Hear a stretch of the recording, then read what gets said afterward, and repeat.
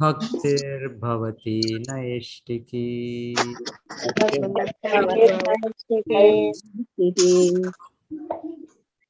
ಶ್ರೀಮದ್ಭಾಗವತ 2ನೇ ಸ್ಕಂದದ 3ನೇ ಅಧ್ಯಾಯದ 17ನೇ ಶ್ಲೋಕ. ಪ್ರಭುಜಿ ಬ್ಯಾಕ್ಗ್ರೌಂಡ್ ನಾಯ್ಸ್ ತುಂಬಾ ಬರ್ತಾ ಇದೆ ಪ್ರಭುಜಿ.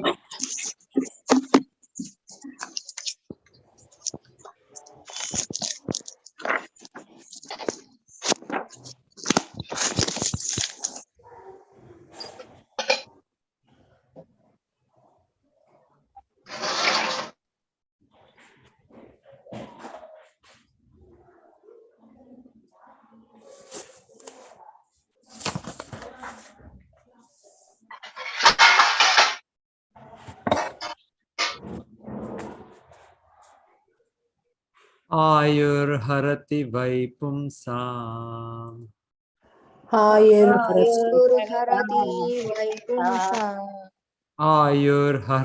ವೈಪುಂಸಾಂ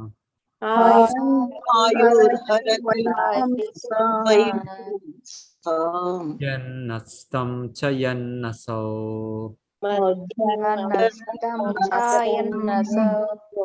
ಉದ್ಯನ್ ಅಸ್ತಂ ಚ ಯನ್ನಸೌ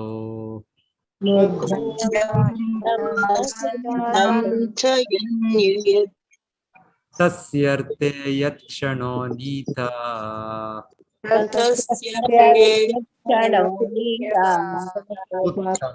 ಲೋಕವಾರ್ತೆಯ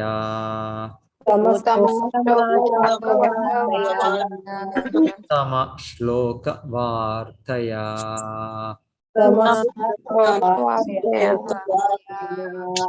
ಆಯುರ್ಹರತಿ ವೈಪುಂಸಾಂ ಉದ್ಯನ್ನಸ್ತಂ ಚ ಯನ್ನಸೌ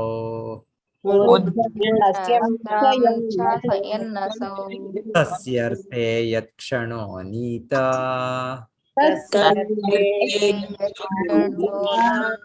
ಉತ್ತಮ ಶ್ಲೋಕವಾರ್ತೆಯ.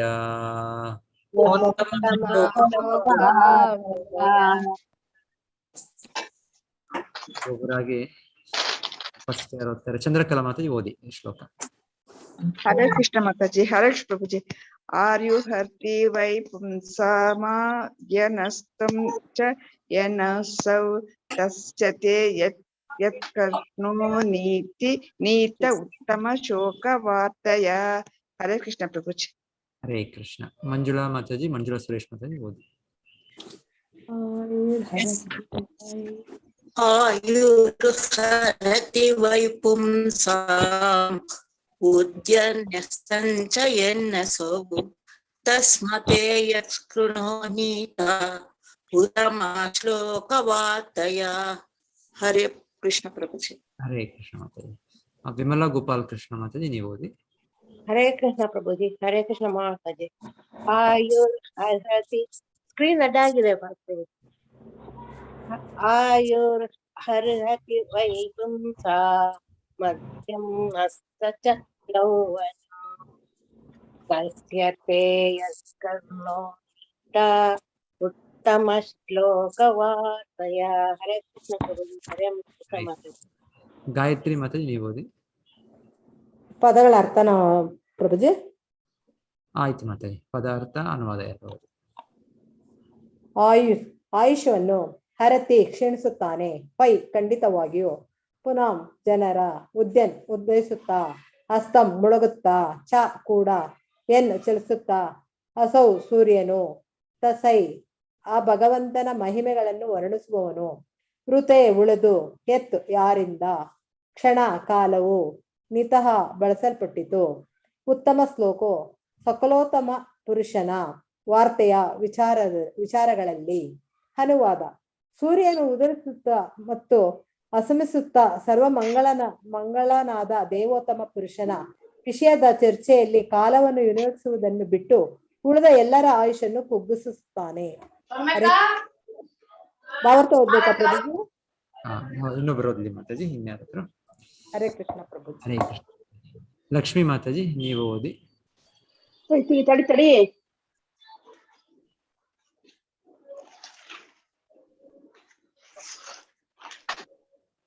ಹರೇ ಕೃಷ್ಣ. ಲಕ್ಷ್ಮೀ ಡಿ ಮಾತಾಜಿ ಓದ್ತೀರಾ? ಪ್ರಭುಜಿ ಹರೇ ಕೃಷ್ಣ. ಹರೇ ಕೃಷ್ಣ. ಓದಿ ಮಾತಾಜಿ, ಸ್ಟಾರ್ಟ್ ಮಾಡಿ. ಈ ಪದ್ಯವು ಹೆಚ್ಚಿಸುವುದರಿಂದ ಪರಮ ಪ್ರಭುವಿನೊಂದಿಗಿನ ಕಳೆದು ಹೋದ ಸಂಬಂಧವನ್ನು ಸಾಕ್ಷಾತ್ಕರಿಸಿಕೊಳ್ಳಲು ಮಾನವ ಜನ್ಮವನ್ನು ಉಪಯೋಗಿಸುವ ಅಗತ್ಯವನ್ನು ಪರೋಕ್ಷವಾಗಿ ದೃಢಪಡಿಸುತ್ತದೆ. ಕಾಲದ ಅಲೆಗಳು ಯಾರಿಗಾಗಿಯೂ ಕಾಯುವುದಿಲ್ಲ. ಆದ್ದರಿಂದ ಸೂರ್ಯೋದಯ ಮತ್ತು ಸೂರ್ಯಾಸ್ತಮಗಳಿಂದ ಸೂಚಿತವಾದ ಅಂತಹ ಕಾಲವನ್ನು ಆಧ್ಯಾತ್ಮಿಕ ಮೌಲ್ಯವನ್ನು ಸಾಕ್ಷಾತ್ಕರಿಸಿಕೊಳ್ಳಲು ಸರಿಯಾಗಿ ಬಳಸದಿದ್ದರೆ ಅದು ಅನ್ಯಥಾ ವ್ಯಯವಾಗುತ್ತದೆ. ಜೀವಿತಾವಧಿಯ ಒಂದು ಕ್ಷಣ ನಷ್ಟವಾದರೆ ಆ ನಷ್ಟವನ್ನು ಎಷ್ಟು ಚಿನ್ನ ತುಂಬಿಯೂ ಭರ್ತಿ ಮಾಡಲು ಸಾಧ್ಯವಿಲ್ಲ. ತನ್ನ ಆಧ್ಯಾತ್ಮ ಸ್ವರೂಪವನ್ನು ಮತ್ತು ತನ್ನ ಸುಖದ ಶಾಶ್ವತ ನೆಲೆಯನ್ನು ಕಂಡುಕೊಳ್ಳಲು ಜೀವಿಗೆ ಮಾನವ ಜನ್ಮವನ್ನು ನೀಡಲಾಗುತ್ತದೆಯಷ್ಟೇ. ಜೀವಿಯು, ವಿಶೇಷವಾಗಿ ಮಾನವನು, ಸುಖವನ್ನು ಅರಸುತ್ತಿರುತ್ತಾರೆ, ಏಕೆಂದರೆ ಸುಖವು ಜೀವಿಯ ಸಹಜ ಸ್ಥಿತಿ. ಆದರೆ ಅವನು ಸುಖವನ್ನು ಭೌತಿಕ ವಾತಾವರಣದಲ್ಲಿ ಅರಸುವುದು ವ್ಯರ್ಥವಾದುದು. ಜೀವಿಯು ಮೂಲಭೂತವಾಗಿ ಪೂರ್ಣದ ಒಂದು ಆಧ್ಯಾತ್ಮಿಕ ಕಿಡಿ ಮತ್ತು ಅವನ ಸುಖ ಇರುವುದು ಆಧ್ಯಾತ್ಮಿಕ ಚಟುವಟಿಕೆಗಳಲ್ಲಿಯೇ. ಭಗವಂತನು ಪೂರ್ಣನೂ ಸಮಗ್ರ ಚೇತನನೂ ಆಗಿದ್ದಾನೆ. ಅವನ ನಾಮ, ರೂಪ, ಗುಣ, ಲೀಲೆಗಳು, ಪರಿವಾರ ಮತ್ತು ವ್ಯಕ್ತಿತ್ವ ಎಲ್ಲವೂ ಅವನಿಂದ ಅಭಿನ್ನವಾದದ್ದು. ವ್ಯಕ್ತಿಯು ಭಗವಂತನ ಮೇಲೆ ಹೇಳಿದ ಯಾವುದಾದರೊಂದು ಶಕ್ತಿಯೊಂದಿದೆ ಭಕ್ತಿ ಸೇವೆಯ ಯೋಗ್ಯ ಮಾರ್ಗದ ಮೂಲಕ ಒಮ್ಮೆ ಸಂಪರ್ಕ ಬೆಳೆಸಿದರೆ ಸಾಕು. ಆ ಕೂಡಲೇ ಪರಿಪೂರ್ಣತೆಯ ದ್ವಾರವು ತೆರೆದಂತೆ. ಭಗವದ್ಗೀತೆಯಲ್ಲಿ 2.40 ಭಗವಂತನು ಅಂತಹ ಸಂಪರ್ಕವನ್ನು ಹೀಗೆ ವಿವರಿಸಿದ್ದಾನೆ. ಭಕ್ತಿ ಸೇವೆಯಲ್ಲಿ ಕೈಗೊಂಡ ಪ್ರಯತ್ನಗಳಿಗೆ ಎಂದಿಗೂ ಭಂಗ ಬರುವುದಿಲ್ಲ ಅಥವಾ ಅದು ವಿಫಲವೂ ಅಲ್ಲ. ಅಂತಹ ಸಾಧನಾ ಕಾರ್ಯಗಳ ಸಣ್ಣ ಆರಂಭವು ವ್ಯಕ್ತಿಯನ್ನು ಭಯದ ಮಹಾಸಾಗರದಿಂದ ಉದ್ಧರಿಸಲು ಸಾಕು. ಧನ್ಯವಾದಗಳು ಮಾತಾಜಿ. ಹರೇ ಕೃಷ್ಣ. ಗೀತಾಲಕ್ಷ್ಮಿ ಮಾತಾಜಿ, ನೀವು ಓದ್ತೀರಾ? ಹರೇ ಕೃಷ್ಣ ಪ್ರಭುಜಿ. ಹೌದು. ಮೇಲೆ ಕೊಟ್ಟಾಯ್ತು ಪ್ರಭುಜಿ. ಬಹುಶಕ್ತಿಯುತ ಬಹುಶಕ್ತಿಯುತ ಔಷಧವನ್ನು ನಾಡಿಗಳ ಮೂಲಕ ಚುಚ್ಚಿದಾಗ ಅದು ಕೂಡಲೇ ಇಡೀ ಶರೀರದಲ್ಲಿ ಕಾರ್ಯ ಮಾಡುವಂತೆ ಭಗವಂತನ ಆಧ್ಯಾತ್ಮಿಕ ವಿಷಯಗಳು ಶುದ್ಧ ಭಗವದ್ಭಕ್ತನ ಶ್ರೋತ್ರೇಂದ್ರಿಯದ ಮೂಲಕ ಒಳಹರಿದಾಗ ಚೆನ್ನಾಗಿ ಕೆಲಸ ಮಾಡುತ್ತದೆ. ದಿವ್ಯ ಸಂದೇಶಗಳ ಶ್ರವಣ ಸಾಕ್ಷಾತ್ಕಾರವು ಪೂರ್ಣ ಸಾಕ್ಷಾತ್ಕಾರವನ್ನು ಸೂಚಿಸುತ್ತದೆ. ಇದು ಮರದ ಒಂದು ಭಾಗದ ಫಲವಂತಿಕೆಯು ಅದರ ಇತರ ಎಲ್ಲಾ ಭಾಗಗಳ ಫಲವಂತಿಕೆಯನ್ನು ಸೂಚಿಸುವಂತೆ ಶುಕಮುನಿಗಳಂತಹ ಶುದ್ಧ ಭಕ್ತರ ಸಂಘದಲ್ಲಿ ಕ್ಷಣ ಮಾತ್ರದಲ್ಲಿ ದೊರೆಯುವ ಈ ಸಾಕ್ಷಾತ್ಕಾರವು ಒಬ್ಬನ ಇಡೀ ಜೀವನವನ್ನು ಶಾಶ್ವತವಾಗಿ ರೂಪಿಸುತ್ತದೆ. ಶುದ್ಧ ಭಕ್ತನು ಹೀಗೆ ಸತತವಾಗಿ ಭಕ್ತಿ ಸೇವೆಯಲ್ಲಿ ನಿರತನಾಗಿ ತನ್ನ ಅಸ್ತಿತ್ವವನ್ನು ಶುದ್ಧಗೊಳಿಸುವುದರಿಂದ ಅವನ ಜೀವಿತಾವಧಿಯನ್ನು ಸೂರ್ಯನು ಹರಣ ಮಾಡುವುದಿಲ್ಲ. ಮೃತ್ಯುವೇನಿದ್ದರೂ ನಿತ್ಯ ಜೀವಿಯ ಪ್ರಾಪಂಚಿಕ ಸಂಸರ್ಗದ ಚಿಹ್ನೆ. ಭೌತಿಕ ಸಂಸರ್ಗದಿಂದಲೇ ನಿತ್ಯ ಜೀವಿಯು ಜನ್ಮ, ಮೃತ್ಯು, ಮುಪ್ಪು ಮತ್ತು ವ್ಯಾಧಿಗಳಿಗೆ ತುತ್ತಾಗುತ್ತಾನೆ. ಸ್ಕ್ರಾಲ್ ಮಾಡ್ಬೇಕು ಪ್ರಭುಜಿ.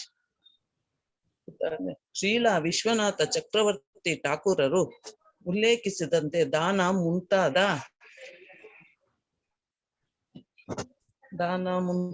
ಮತ್ತು ಪುಣ್ಯಕಾರ್ಯಗಳು ಸ್ಮೃತಿಶಾಸ್ತ್ರಗಳಲ್ಲಿ ವಿಹಿತವಾಗಿವೆ. ಲೌಕಿಕ ಪುಣ್ಯಕಾರ್ಯಗಳು ಸ್ಮೃತಿಶಾಸ್ತ್ರದಲ್ಲಿ ವಿಹಿತವಾಗಿವೆ. ಯೋಗ್ಯನಿಗೆ ಕೊಟ್ಟ ದ್ರವ್ಯದಾನವು ಮುಂದಿನ ಜನ್ಮಕ್ಕೆ ಖಚಿತವಾದ ಬ್ಯಾಂಕಿನ ಠೇವಣಿ ಇದ್ದಂತೆ. ಅಂತಹ ದಾನವನ್ನು ಬ್ರಾಹ್ಮಣನಿಗೆ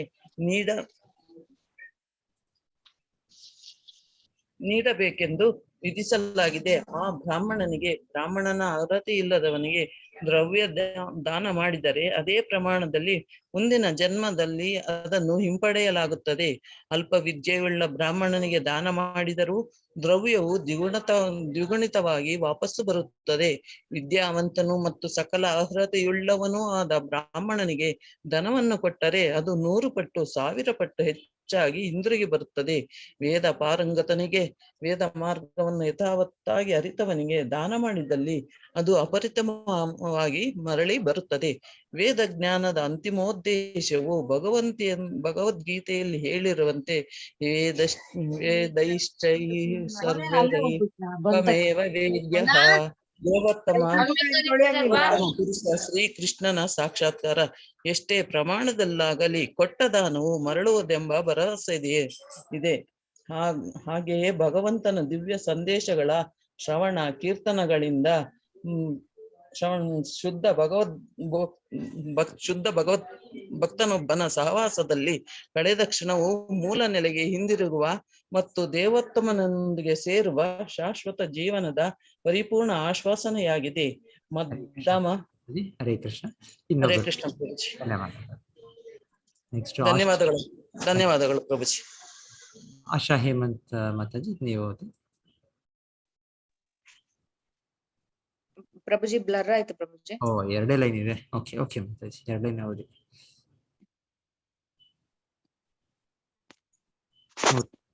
ಲಾಸ್ಟ್ 4 ಲೈನ್ ಇದೆ ಅಷ್ಟೇ. ಮದ್ದಾಮ ಇಂದ ಮಾತಾಜಿ. ಮದ್ದಾಮ ಗತ್ವಾ ಪುನರ್ಜನ್ಮನ ವಿದ್ಯತೆ. ಬೇರೆ ಮಾತಿನಲ್ಲಿ ಹೇಳುವುದಾದರೆ ಭಗವಂತನ ಭಕ್ತನಿಗೆ ಶಾಶ್ವತ ಜೀವನವು ಖಚಿತವಾದದ್ದು. ಇಂತಹ ಖಚಿತವಾದ ಶಾಶ್ವತ ಜೀವನಕ್ಕೆ ಭಕ್ತನ ಈ ಜನ್ಮದಲ್ಲಿಯ ಮುಪ್ಪು ಅಥವಾ ರೋಗಗಳು ಪ್ರೋತ್ಸಾಹದಾಯಕವಾಗಿರುತ್ತದೆ. ಹರೇ ಕೃಷ್ಣ ಪ್ರಭುಜಿ. ಓಂ ಜ್ಞಾನತಿಮಿರಾಂಧಸ್ಯ ಜ್ಞಾನಾಂಜನಶಲಾಕಯ ಚಕ್ಷುರುನ್ಮೀಲಿತಂ ಯೇನ ತಸ್ಮೈ ಶ್ರೀ ಗುರವೇ ನಮಃ. ನಮೋ ಓಂ ವಿಷ್ಣುಪಾದಾಯ ಕೃಷ್ಣಪೃಷ್ಠಾಯ ಭೂತಲೆ ಶ್ರೀಮತೆ ಭಕ್ತಿವೇದಾಂತ ಸ್ವಾಮಿನಿತಿ ನಾಮಿನೆ. ನಮಸ್ತೆ ಸಾರಸ್ವತೆ ದೇವೆ ಗೌರವಾಣಿ ಪ್ರಚಾರಿಣೆ ನಿರ್ವಿಶೇಷ ಶೂನ್ಯವಾದಿ ಪಾಶ್ಚಾತ್ಯ ದೇಶತಾರಿಣೆ.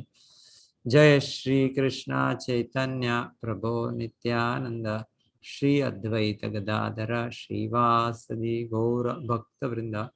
ಹರೇ ಕೃಷ್ಣ ಕೃಷ್ಣ ಕೃಷ್ಣ ಹರೇ ಹರೇ, ಹರೇ ರಾಮ ರಾಮ ರಾಮ ಹರೇ ಹರೇ. ತುಂಬಾ ಮುಖ್ಯವಾದ ಶ್ಲೋಕ. ಆಯುರ್ ಹರತಿ ವೈ ಪುಂಸಾ ಉದ್ಯನ್ ಅಸ್ತಂ ಚಯನ್ ಅಸೌ ಸಸ್ಯರ್ತೆ ಯತ್ಕ್ಷಣೋ ನೀತ ಉತ್ತಮ ಶ್ಲೋಕ ವಾರ್ತೆಯ. ಸೊ ಇಲ್ಲಿ ಉದಾಹರಣೆ ಹೋಲಿಕೆ ಕೊಡ್ತಾ ಇರೋದು ನಮ್ಮ ಜೀವನ, ಮಾನವ ಜನ್ಮದ ಎಷ್ಟು ಮುಖ್ಯವಾದದ್ದು, ಎಷ್ಟು ಸರಿಯಾದ ರೀತಿಯಲ್ಲಿ ನಾವು ಇದನ್ನು ಉಪಯೋಗಿಸ್ಬೇಕು ಅನ್ನೋದನ್ನು ಇಲ್ಲಿ ಶೌನಕಾದಿ ಋಷಿಗಳು ಸೂತ ಗೋಸ್ವಾಮಿಗೆ ಹೇಳ್ತಾ ಇದ್ದಾರೆ. ಸೊ ಹಾಗೆ ಇಲ್ಲಿ ಹೇಳ್ತಾ ಇರೋದವರು ನಮ್ಮ ಆಯುಷ್ ಏನಿದೆ ಇದು ಪ್ರತಿದಿನ ಕಡಿಮೆ ಆಗ್ತಾ ಹೋಗ್ತಾ ಇದೆ. ಹೇಗೆ ಕಡಿಮೆ ಆಗ್ತಾ ಇದೆ? ಬೆಳಿಗ್ಗೆ ಸೂರ್ಯೋದಯ ಆದಾಗ ಮತ್ತೆ ಸಂಜೆ ಸೂರ್ಯಾಸ್ತವಾದಾಗ ಒಂದು ದಿವಸ ನಮ್ಮ ಆಯುಷ್ನಲ್ಲಿ ಕಡಿಮೆ ಆಯಿತು.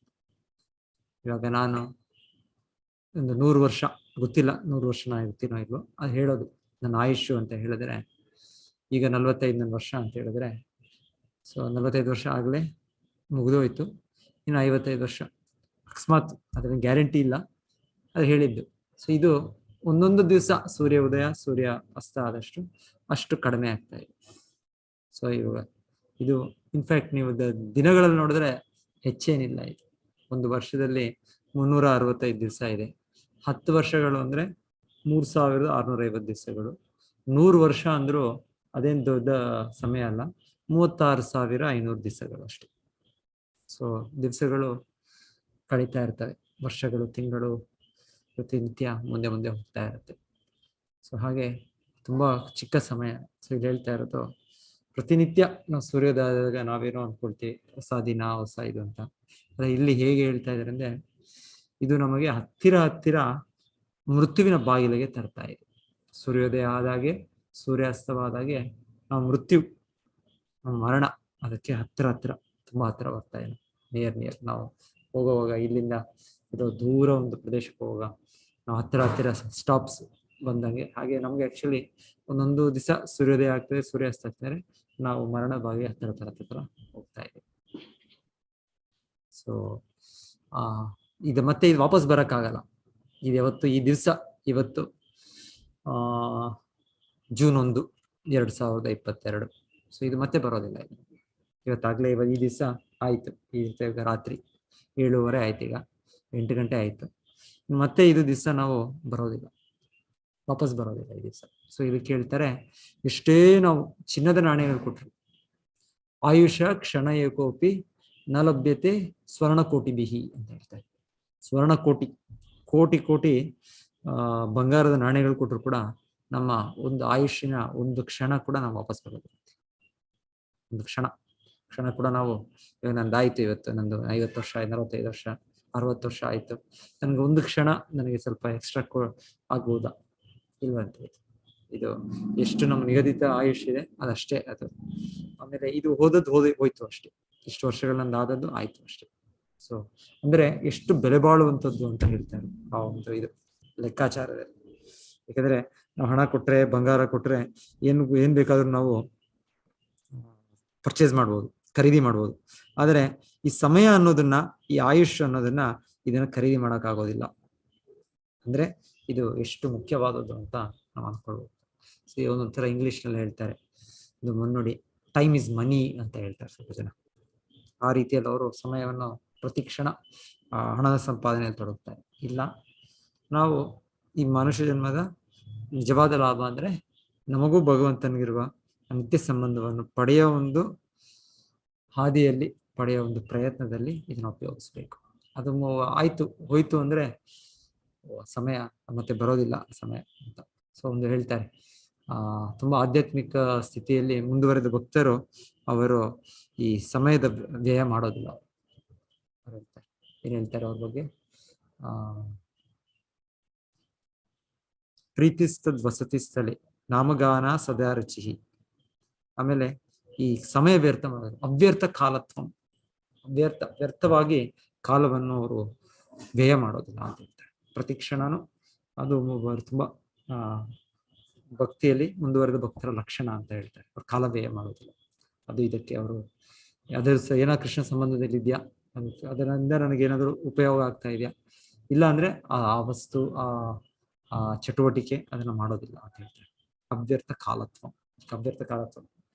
ವ್ಯರ್ಥವಾಗಿ ಕಾಲವನ್ನು ಅವರು ಉಪಯೋಗಿಸೋದಿಲ್ಲ. ಶಿಲಾ ಪ್ರಭುಪಾದರ ಬಗ್ಗೆ ಹೇಳ್ತಾರೆ, ಪ್ರಭುಪಾದರು ಹೇಳೋದು, ನಾನು ಮಲಗಿದಾಗೆಲ್ಲ ನಾನು ಸಮಯ ವ್ಯರ್ಥ ಮಾಡ್ತಾ ಇದ್ದೇನೋ ಅನ್ಸುತ್ತೆ ಅಂತ ಪ್ರಭುಪಾದ ಹೇಳ್ತಾರೆ. ಅವ್ರು ಶುದ್ಧ ಭಕ್ತರು, ಅವ್ರು ನಿದ್ದೆ ಮಾಡಿದ್ರು ಕೂಡ ಅವ್ರಿಗೆ ಕನಸಿನಲ್ಲಿ ಕೃಷ್ಣನೇ ಕಾಣ್ತಾನೆ. ಅದು ಶುದ್ಧ ಭಕ್ತರ ಸ್ಥಾನ, ಆಚಾರ್ಯರ ಸ್ಥಾನ ಅದು.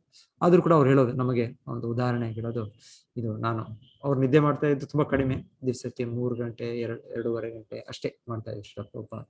ಎಲ್ಲ ನಮ್ಮ ಆಚಾರ್ಯರು ನಾವು ನೋಡೋದೆಲ್ಲ, ಗೋಸ್ವಾಮಿಯರು, ಹರಿದಾಸ್ ಠಾಕೂರ್ ಎಲ್ಲರೂ ಹಾಗೆ, ಶುದ್ಧ ಭಕ್ತರಾದವರು ಎಲ್ಲರೂ ಹಾಗೆ. ಅವರದ್ದು ತುಂಬಾ ಕಡಿಮೆ ಅವರ ನಿದ್ದೆ. ಅವರಾಗ್ಲೇ ಅವ್ರ ಆಧ್ಯಾತ್ಮಿಕ ಸ್ಥಿತಿಯಲ್ಲಿರೋದ್ರಿಂದ ಅವರು ದೇಹದ ಅಗತ್ಯಗಳಿಂದ ದೂರ ಆಗುತ್ತೆ. ಆದ್ರೆ ನಮಗೆ ಕನಿಷ್ಠ ಹೇಳ್ತಾರೆ, ನಮಗೆ 6 ಗಂಟೆ ಮ್ಯಾಕ್ಸಿಮಮ್ 7 ಗಂಟೆ ಅಂತ ಹೇಳ್ತಾರೆ ನಮಗೆ ನಿದ್ದೆ. ಸೊ ಆದ್ರೆ ಶಿಲ ಪ್ರಭುಪಾದರು ಅಷ್ಟು ನಿದ್ದೆ ಮಾಡಿದ 2-3 ಗಂಟೆ ತಾಸು ಮಾಡಿದ್ಮೇಲೂ ಅವ್ರ ನನ್ನ ಕಾಲವನ್ನು ವ್ಯರ್ಥ ಮಾಡಿದ್ನೇನೋ ಅಂತ ನಂಗೆ ಅನ್ಸುತ್ತೆ ಅಂತ ಪ್ರಭುಪಾದರು ನಮಗೆ ಒಂದು ಉದಾಹರಣೆಯಾಗಿ ಹೇಳ್ತಾ ಇದ್ದಾರೆ.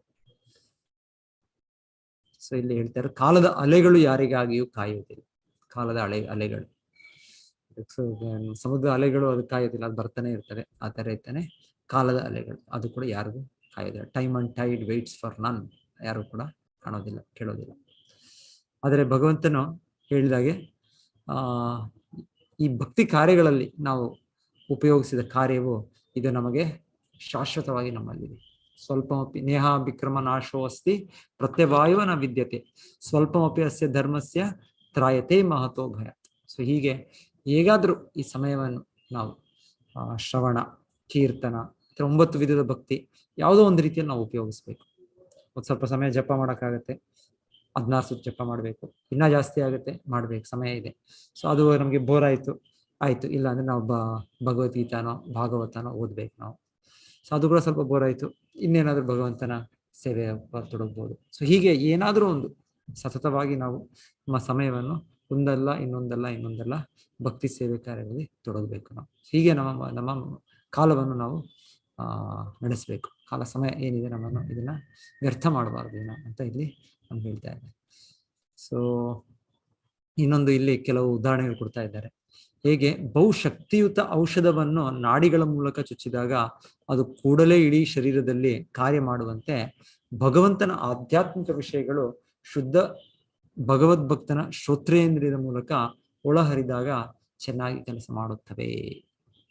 ಸೊ ಹೀಗೆ ಒಂದೊಂದ್ಸಲ ಸಡನ್ ಹಾರ್ಟ್ ಅಟ್ಯಾಕ್ ಏನೋ ಆಗುತ್ತೆ, ಹೃದಯಾಘಾತ, ಆಗ ಎಮರ್ಜೆನ್ಸಿ ವಾರ್ಡ್ ಅಲ್ಲಿ ಹೋದಾಗ ಅವ್ರು ಕೊಡ್ತಾರೆ ಏನೋ ಒಂದು ಮೆಡಿಸಿನ್ ಅವ್ರು ಕೊಡ್ತಾರೆ. ಕೊಟ್ಟದ್ದು ಸಡನ್ ಆಗಿ ಮತ್ತೆ ಅವ್ರಿಗೆ ಹೃದಯ ಕೆಲಸ ಮಾಡಕ್ ಶುರು ಮಾಡುತ್ತೋ, ಇನ್ನೊಂದು ಇಲ್ಲ ಒಮ್ಮೊಮ್ಮೆ ಇನ್ನೊಂದು ಇದರಲ್ಲಿ ಅವರು ಇದಕ್ಕೆ ಹೋಗಿರ್ತಾರೆ, ಇದು ಸಕ್ಕರೆ ಕಡಿಮೆ ಆದಾಗ ಒಂದು ಇದು ಬರುತ್ತೆ ಸ್ವಲ್ಪ ಜನಕ್ಕೆ, ಒಂದು ತಲೆ ಸುತ್ತು ಬಂದು ಮೂರ್ಛೆ ಹೋಗ್ತಾರೆ. ಸೊ ಈ ರೀತಿ ಏನೇನೋ ರೀತಿಯಲ್ಲಿ ಹೇಳೋದು, ಈ ರೀತಿ ಚುಚ್ಚುಮದ್ದು ಕೊಡೋದು ಅದು ಕೆಲಸ ಮಾಡುತ್ತೆ, ಸಡನ್ ಆಗಿ ಎಲ್ಲ ಕಡೆ ಹೋಗುತ್ತೆ. ಸೊ ಆ ರೀತಿಯಲ್ಲಿ ಹೇಳ್ತಾರೆ. ಈ ಭಗವಂತನ ವಿಷಯ ನಾವು ಕೇಳೋದು, ಶುದ್ಧ ಭಕ್ತರಿಂದ ಕೇಳೋದು, ಇದು ನಮಗೆ ಅಷ್ಟು ಎಫೆಕ್ಟಿವ್, ಅಷ್ಟು ಕೆಲಸ ಮಾಡುತ್ತೆ ಅಂತ ಒಂದು ಉದಾಹರಣೆ ಕೊಡ್ತಾರೆ. ಸಡನ್ ಆಗಿ ಹೇಗೆ ಮರಣ ಅವಸ್ಥೆಯಲ್ಲಿರೋ ಮನುಷ್ಯ ತರ ಇರೋ ವ್ಯಕ್ತಿ ಜೀವಂತ ಬಂದಾಗೆ ಮತ್ತೆ ಮತ್ತೆ ಬ್ಯಾಕ್ ಟು ಲೈಫ್ ಆಗಿ ಬರೋ ತರ ಇದು ಕೆಲಸ ಮಾಡುತ್ತೆ. ಇದು ನಮಗೆ ಕೃಷ್ಣ ಪ್ರಜ್ಞೆ ಅನ್ನೋದು ನಮಗೆ ಮೂಡಿಸುತ್ತೆ. ಮುಖ್ಯವಾಗಿ ಭೌತಿಕ ಪ್ರಜ್ಞೆಯಲ್ಲಿ ನಾವು ಈ ದೇಹ ಅನ್ಕೊಂಡು ಇಂದ್ರಿಯ ಸುಖದಲ್ಲಿ ತೋರಿದ್ದೇವೆ.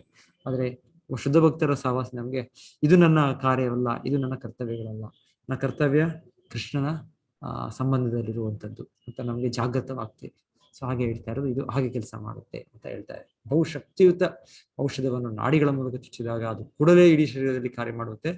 ಭಗವಂತನ ಆಧ್ಯಾತ್ಮಿಕ ವಿಷಯಗಳು ಶುದ್ಧ ಭಗವದ್ ಭಕ್ತನ ಶ್ರೋತ್ರೇಂದ್ರಿಯದ ಮೂಲಕ ಒಳಹರಿದಾಗ ಚೆನ್ನಾಗಿ ಕೆಲಸ ಮಾಡುತ್ತಾರೆ. ಸೊ ಒಳ್ಳೆ ಒಂದು ಉದಾಹರಣೆ ಕೊಡ್ತಾ ಇದ್ದಾರೆ. ಹಾಗೆ ಇನ್ನೊಂದು ಉದಾಹರಣೆಯಲ್ಲಿ ನಮ್ಗೆ ಹೇಳ್ತಾ ಇದ್ದಾರೆ, ದಿವ್ಯ ಸಂದೇಶಗಳ ಶ್ರವಣ ಸಾಕ್ಷಾತ್ಕಾರವು ಪೂರ್ಣ ಸಾಕ್ಷಾತ್ಕಾರವನ್ನು ಸೂಚಿಸುತ್ತದೆ. ಇದು ಮರದ ಒಂದು ಭಾಗದ ಫಲವಂತಿಕೆಯು ಅದರ ಇತರ ಎಲ್ಲ ಭಾಗಗಳ ಫಲವಂತಿಕೆಯನ್ನು ಸೂಚಿಸುವಂತೆ. ಇವಾಗ ನಾವು ಒಂದು ಮರಕ್ಕೆ ನೀರು ಹಾಕ್ತೇವೆ, ಮರಕ್ಕೆ ನೀರು ಹಾಕಿದಾಗ ಒಂದು ಕಡೆ ಚಿಗುರು ಬರ್ತಾ ಇದೆ ಅಂತ ಹೇಳಿದ್ರೆ ನಾವು ಇನ್ನು ಮತ್ತೆ ಬರುತ್ತೆ, ಎಲ್ಲ ಕಡೆ ಚಿಗುರು ಬಂದೇ ಬರುತ್ತೆ. ಆಗ್ಬೋದು, 1-2 ದಿವಸ ಹೆಚ್ಚು ಕಡಿಮೆ ಆಗ್ಬೋದು, ಆದ್ರೆ ಅದು ಜೀವಂತವಾಗಿದೆ. ನಾವು ಕೊಡ್ತಾ ಇರೋ ಒಂದು ಆಹಾರ ಅದಕ್ಕೆ ಬರ್ತಾ ಇದೆ, ಅದಕ್ಕೆ ಅಂತ, ಆ ಮರಕ್ಕೆ, ಆ ಗಿಡಕ್ಕೆ ಅಂತಾನೆ ಅರ್ಥ. ಒಂದು ಎಲ್ಲ ಚಿಗುರು ಕಾಣಿದ್ರೆ ಸಾಕು, ಒಂದು ಭಾಗದಲ್ಲಿ ಅದು ಬರುತ್ತೆ, ಸ್ವಲ್ಪ ಸಮಯ ಹೆಚ್ಚು ಕಡಿಮೆ ಇನ್ನೊಂದು ಭಾಗದಲ್ಲಿ ಬರಲೇಬೇಕಾದ್ರೆ. ಸೊ ಹಾಗೆ ಅದು ಕೆಲಸ ಮಾಡ್ತಾ ಇದೆ. ಸೊ ಆ ರೀತಿಯಲ್ಲಿ ಹೇಳ್ತಾ ಇದ್ರೆ, ಇವಾಗ ದಿವ್ಯ ಸಂದೇಶಗಳ ಶ್ರವಣ ಸಾಕ್ಷಾತ್ಕಾರವು ಪೂರ್ಣ ಸಾಕ್ಷಾತ್ಕಾರವನ್ನು ಸೂಚಿಸ್ತದೆ. ಸೊ ನಾವು ಶ್ರವಣ ತುಂಬಾ ಮುಖ್ಯವಾದ, ಇದನ್ನು ಸರಿಯಾಗಿ ಮಾಡಿದ್ರೆ ನಾವು ಆಟೋಮ್ಯಾಟಿಕ್ ಆಗಿ ಬೇರೆ ಬೇರೆ ಇಂದ್ರಿಯಗಳು ಕೂಡ ಭಗವಂತನ ಸೇವೆಯಲ್ಲಿ ಸರಿಯಾಗಿ ಕೆಲಸ ಮಾಡ್ತಾರೆ, ಆಟೋಮ್ಯಾಟಿಕ್ ಆಗಿ ಮಾಡ್ತಾರೆ ಅಂತ ಇಲ್ಲಿ ಹೇಳ್ತಾ ಇದ್ದಾರೆ. ಮೊದಲಿಗೆ ಶ್ರವಣ ಅಲ್ಲಿಂದ ಪ್ರಾರಂಭ ಆಗುತ್ತೆ ಅಂತ ತಿಳಿಸ್ಕೊಡ್ತಾ ಇದ್ದಾರೆ ಈ ಒಂದು ಉದಾಹರಣೆಯಿಂದ. ಈ ಹೇಗೆ ಒಂದು ಗಿಡದ ಮರದ ಚಿಗುರು ಒಂದು ಕಡೆ ಕಾಣಿಸ್ಕೊಂಡು ಎಲ್ಲ ಕಡೆ ಕಾಣಿಸ್ಕೊಳ್ಳುತ್ತೆ ಅದು. ಸೊ ಅದೇ ರೀತಿ ಅಂತ ಒಳ್ಳೆ ಉದಾಹರಣೆ ಕೊಡ್ತಾ ಇದ್ದಾರೆ.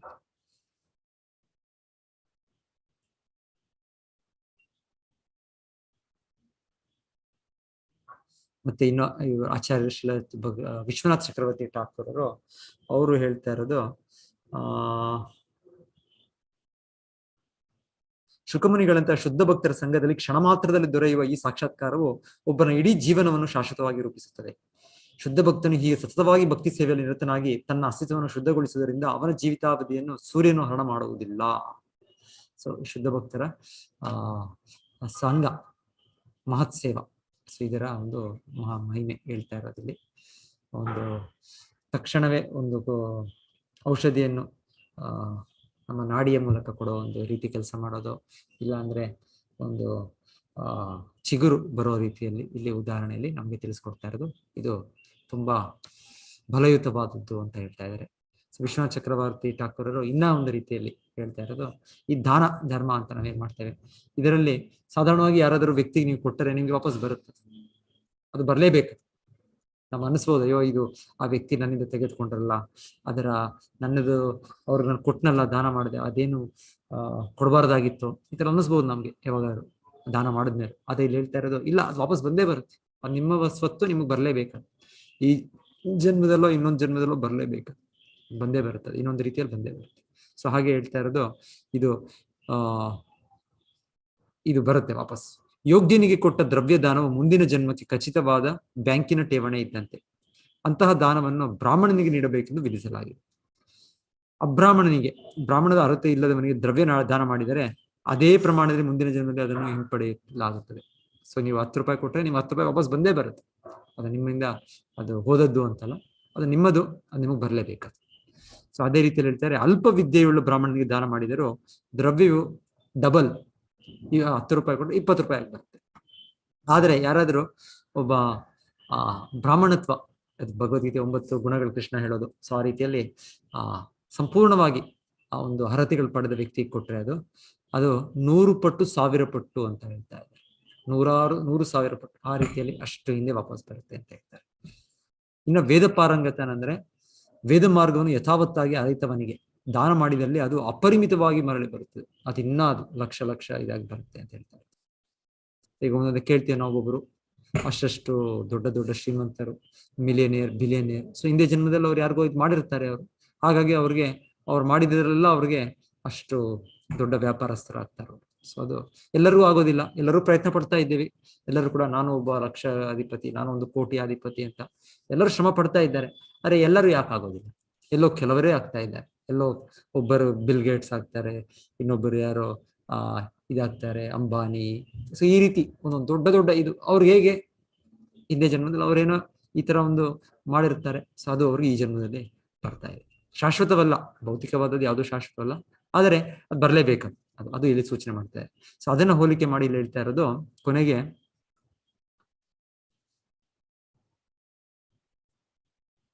ವೇದಜ್ಞಾನದ ಅಂತಿಮ ಉದ್ದೇಶವು ಭಗವದ್ಗೀತೆಯಲ್ಲಿ ಹೇಳಿರುವಂತೆ ದೇವೋತ್ತಮ ಪುರುಷ ಶ್ರೀಕೃಷ್ಣನ ಸಾಕ್ಷಾತ್ಕಾರ. ಎಷ್ಟೇ ಪ್ರಮಾಣದಲ್ಲಾಗಲಿ ಕೊಟ್ಟ ದಾನವು ಮರಳುವುದೆಂಬ ಭರವಸೆ ಇದೆ. ಹಾಗೆಯೇ ಭಗವಂತನ ದಿವ್ಯ ಸಂದೇಶಗಳ ಶ್ರವಣ ಕೀರ್ತನಗಳಿಂದ ಶುದ್ಧ ಭಕ್ತನೊಬ್ಬನ ಸಹವಾಸದಲ್ಲಿ ಕಳೆದ ಕ್ಷಣವು ಮೂಲ ನೆಲೆಗೆ ಹಿಂದಿರುಗುವ ಮತ್ತು ದೇವೋತ್ತಮನೊಂದಿಗೆ ಸೇರುವ ಶಾಶ್ವತ ಜೀವನದ ಪರಿಪೂರ್ಣ ಆಶ್ವಾಸನೆಯಾಗಿದೆ. ಸೊ ತುಂಬಾ ಚೆನ್ನಾಗಿ ಶ್ರೀಲ ಪ್ರಭುಪಾದ ಬರೀತಾರೆ. ಈಗ ಭೌತಿಕವಾಗಿ ನಾವು ವ್ಯವಹಾರ ಮಾಡಿದಾಗ ಅದು ವಾಪಸ್ ಬರ್ತಾ ಇದೆ ನಮ್ಗೆ. ನಮ್ಮದು ಅಂತಿರೋದು 1 ಪಟ್ಟೋ 2 ಪಟ್ಟೋ 10 ಪಟ್ಟೋ 100 ಪಟ್ಟೋ 1000 ಪಟ್ಟೋ ಬರ್ತಾ ಇದೆ. ಹಾಗಿರುವಾಗ ಈ ಕ್ಷಣ, ಈ ಸಮಯ ಅನ್ನೋದು ಒಂದು ನೀವು ಅದೇ ರೀತಿಯಲ್ಲಿ ತಗೊಂಡ್ರೆ, ಈ ಸಮಯವನ್ನು ನೀವು ಈಗ ಶುದ್ಧ ಭಕ್ತರು ಶ್ರೀಲ ಪ್ರಭುಪಾದ, ಸೊ ನಮ್ಮ ಇಸ್ಕಾನ್ ಸಂಸ್ಥೆಯಲ್ಲಿ ಪ್ರತಿಯೊಬ್ಬರು ಅವರೊಟ್ಟಿಗೆ ನೇರ ಸಂಬಂಧವನ್ನು, ವೈಯಕ್ತಿಕ ಸಂಬಂಧವನ್ನು ಬೆಳೆಸಬೇಕು ಅಂತ ಒಂದು ಇದು ಮಾಡಿದ್ದಾರೆ. ಈಗ ಆಚಾರ್ಯರು ಅಪ್ರಕಟ ಲೀಲೆ ಅಂತ ಹೇಳ್ಬೋದು ಒಂದು ರೀತಿಯಲ್ಲಿ, ಆದ್ರೂ ಕೂಡ ಅವರು ಈ ಪುಸ್ತಕದ ಮೂಲಕ ನಮಗೆ ವೈಯಕ್ತಿಕ ಸಂಘವನ್ನು ಕೊಡ್ತಾ ಇದ್ದಾರೆ. ಇದರ ಮೂಲಕ ನಾವು ಅವರ ವೈಯಕ್ತಿಕ ಸಂಬಂಧವನ್ನು ಬೆಳೆಸ್ಬೋದು. ಇದು ಕಡ್ಡಾಯವಾಗಿ, ನಿಯಮವಾಗಿ ಹೀಗೆ ನಮಗೆ ಸಂಸ್ಥೆಯಲ್ಲಿ ಪುಸ್ತಕಗಳು ಓದೋದು, ಅದರ ಜೊತೆ ಅವರ ಆತ್ಮೀಯ ಸಂಬಂಧ ಬೆಳೆಸೋದು. ಸೊ ಈ ಶುದ್ಧ ಭಕ್ತರು, ಸೊ ಅವರ ಜೊತೆ ನಾವು ಈ ಸಮಯವನ್ನು, ಈ ಪುಸ್ತಕವನ್ನು ಓದೋದು, ಅವರಿಂದ ಶ್ರವಣ ಮಾಡೋದು ಮಾಡಿದ್ದು, ಅದಕ್ಕೆ ಹೇಳ್ತಾರೆ ಪ್ರಭುಪಾದ ಹೇಳೋ ಪ್ರಕಾರ ಇಲ್ಲಿ ಇದಕ್ಕೆ ಗ್ಯಾರಂಟಿ, ಎಟರ್ನಲ್ ಗ್ಯಾರಂಟಿ. ಏನ್ ಗ್ಯಾರಂಟಿ? ಭಗವಂತನ ದಿವ್ಯ ಸಂದೇಶಗಳ ಶ್ರವಣ ಕೀರ್ತನಗಳಿಂದ ಶುದ್ಧ ಭಕ್ತನೊಬ್ಬನ ಸಂಧಾವಸ್ಥೆಯಲ್ಲಿ ಕಳೆದ ಕ್ಷಣವು ಮೂಲ ನೆಲೆಗೆ ಹಿಂದಿರುಗುವ ಮತ್ತು ದೇವೋತ್ತಮನೊಂದಿಗೆ ಸೇರುವ ಶಾಶ್ವತ ಜೀವನದ ಪರಿಪೂರ್ಣ ಆಶ್ವಾಸನೆ. ಸೊ ಹೀಗಂದ್ರೆ ಹೇಳ್ತಾರೆ, ಇದು ಚೆಕ್ ಬರೆದಾಗೆ. ಚೆಕ್ ಬರೆದ್ರೆ ಒಂದು ₹1,00,000 ಅಂತ ಬರೆದ್ರೆ, ಆ ರೀತಿಯಲ್ಲಿ ಪ್ರಭುಪಾದ ಆಚಾರ್ಯ ಇದ್ರ ಮುಂದೆ ಒಂದು ರೆಕಮೆಂಡೇಶನ್ ಲೆಟರ್ ಬೇಕು. ಭಗವದ್ಧಾಮ ಕೃಷ್ಣ ಲೋಕಕ್ಕೆ ಹೋಗ್ಬೇಕು ಅಂದ್ರೆ ಶುದ್ಧ ಭಕ್ತರು ಆಚಾರ್ಯರಿಂದ ಒಂದು ರೆಕಮೆಂಡೇಶನ್ ಲೆಟರ್ ಬೇಕು.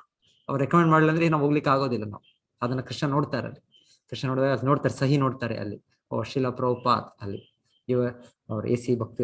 ಸೊ ಅವ್ರದಲ್ಲಿ ಸಹಿ ಇದ್ರೆ ಅಲ್ಲೋ ನಮ್ಗೆ ವೈಕುಂಠ ಧಾಮಕ್ಕೆ ಪ್ರವೇಶ ಇದೆ. ಸೊ ಆ ರೀತಿಯಲ್ಲಿ ಹೇಳ್ತಾರೆ, ಇದು ಆಗ್ಲೇ ಅವ್ರ ಜೊತೆಗೆ ನಾವು ಅವ್ರ ಸಂಘದಲ್ಲಿ ಈ ಭಗವದ್ಗೀತೆ ಅರ್ಥ ಮಾಡ್ಕೊಳ್ತಾ ಇದ್ದೇವೆ ಅಂದ್ರೆ ನಮಗೆ ಆಗ್ಲೇ ಆಗಿದೆ ಸಹಿ. ಆದ್ರೆ ಡೇಟ್ ಇನ್ನ ಬರ್ದಿಲ್ಲ. ಡೇಟ್ ಹೇಳ್ತಾರೆ, ಅದು ನಮ್ಮ ಕೈಯಲ್ಲಿ. ನಾವು ಎಷ್ಟು ತೀವ್ರವಾಗಿ ನಾವು ಅಭ್ಯಾಸ ಮಾಡ್ತೇವೆ, ಆ ಡೇಟ್ನ ನಾವು ಅದು ಹತ್ತಿರಕ್ಕೆ ಮಾಡ್ಕೊಳ್ಬಹುದು. ಈ ಜನ್ಮದಲ್ಲೇ ಮಾಡ್ಕೊಳ್ಬಹುದು, ಇಲ್ಲ ಅಂದ್ರೆ ಅದು ಇನ್ನೊಂದು ಜನ್ಮ ಆಗೋದು, ಇನ್ನೊಂದು ಜನ್ಮ. ಆದ್ರೆ ಖಂಡಿತ ಸೊ ಹೇಳ್ತಾರೆ, ಈ ತರ ಅದು ಯಾವತ್ತೂ ಕೂಡ ವ್ಯರ್ಥವಾಗೋದಿಲ್ಲ ಆ ಸಮಯ. ಸೊ ಆ ರೀತಿಯಲ್ಲಿ ಇದು ಒಂದು ದಾನದ ಹೇಗೆ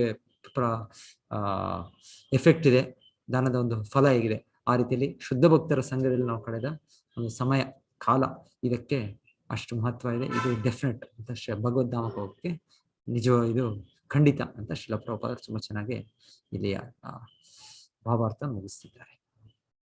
ಬೇರೆ ಮಾತಿನಲ್ಲಿ ಹೇಳುವುದಾದರೆ, ಭಗವಂತನ ಭಕ್ತನಿಗೆ ಶಾಶ್ವತ ಜೀವನವು ಖಚಿತವಾದದ್ದು. ಇಂತಹ ಖಚಿತವಾದ ಶಾಶ್ವತ ಜೀವನಕ್ಕೆ ಭಕ್ತನ ಈ ಜನ್ಮದಲ್ಲೇ ಮುಪ್ಪು ಅಥವಾ ರೋಗಗಳು ಪ್ರೋತ್ಸಾಹದಾಯಕವಾಗಿರುತ್ತದೆ.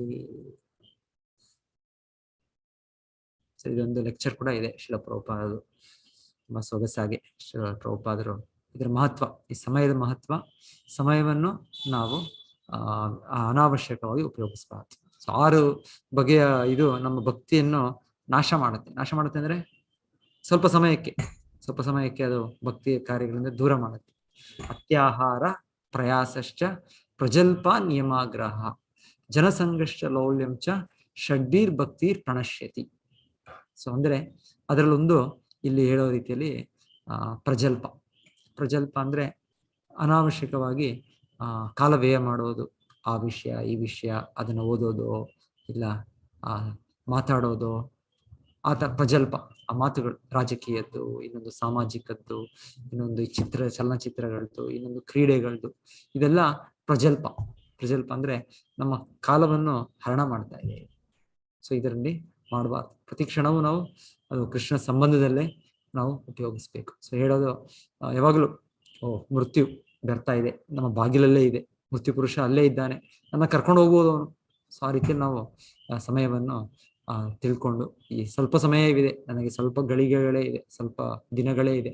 ಸೊ ಆ ರೀತಿ ನಾವು ಯೋಚನೆ ಮಾಡಿದಷ್ಟು ನಮಗೆ ಆ ಕಾಲವನ್ನು ಸರಿಯಾಗಿ ನಾವು ಉಪಯೋಗ ಮಾಡೋಕ್ಕಾಗತ್ತೆ ನಾವು. ಸೊ ಇನ್ನೊಂದು ಇಲ್ಲಿ ಯಾಕಂದ್ರೆ ದಾನದ ಬಗ್ಗೆ ಹೇಳ್ತಾ ಇದ್ದಾರೆ, ಮತ್ತೆ ಹೋಲಿಕೆ ಮಾಡ್ತಾ ಇದ್ದಾರೆ. ಬ್ರಾಹ್ಮಣರು, ವೇದ ಪಾರಂಗತನಾದವರು, ಅರ್ಧ